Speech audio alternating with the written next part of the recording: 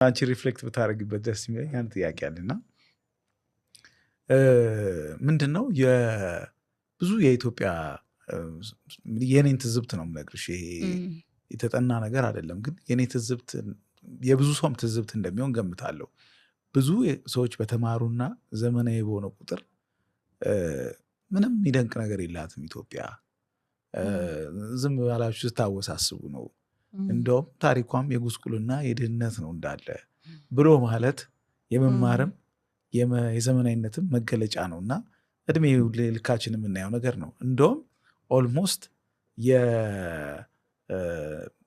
የተቃርኖ ሪሌሽንሺፕ ነው ያላቸው። ሰው እውቀቱ በጨመረ ቁጥር፣ ትምህርቱ በጨመረ ቁጥር ይቺ ሀገር ምንም የሚደንቅ ነገር የላትም ብሎ መናገር የሚያስመሰግን ራሱ እኔ አሁን ተምሬያለሁ ብሎ ለማለት ራሱ የሚያስመሰግን ብዙም በአደባባይ ላይ የምንሰማው ነገር ነው።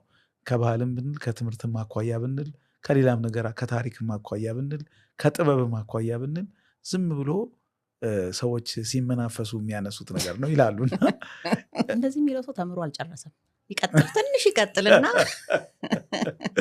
ትንሽ ይቀጥልና ይቀላቀለናል።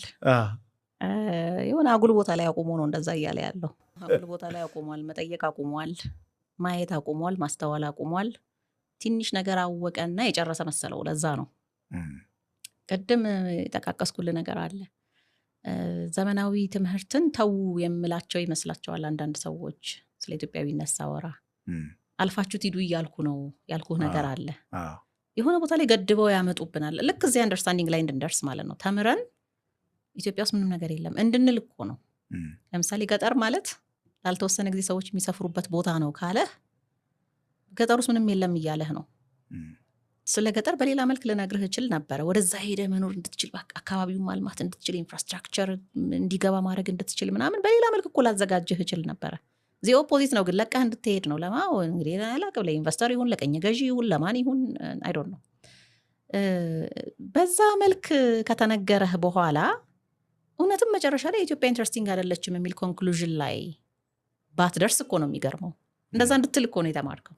አልፈ ሂድ ነው ግን እኔ የምለው አልፈ ሂድ። ለምሳሌ እነሱ ለልጆቻቸው ስለ አሜሪካ ምን ብለው ነው የሚያስተምሩት? እስቲ እሱን ያው ከዛ ዞሮ ይመጣል ማለት ነው። ከሄደ በደንብ ከሄደ ዞሮ ዩተርን አድርጎ ማይ ጋድ ብሎ ለካኛ ሀገር ብዙ ነገር አለ ይላል ማለት ነው።